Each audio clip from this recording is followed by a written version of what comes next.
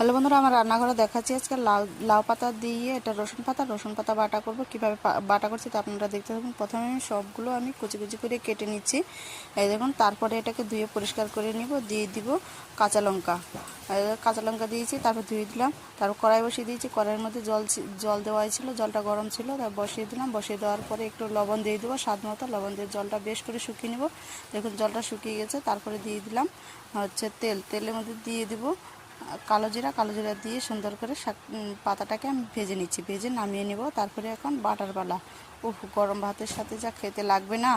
তারপরে দেখুন এটাকে আমি এখন বেটে নেব সুন্দরভাবে। আর ভিডিওটা ভালো লাগলে অবশ্যই সাবস্ক্রাইব, লাইক, কমেন্ট করে পাশে থাকবেন। এই দেখুন এইভাবে করে আমি পাটায় বেটে নেব।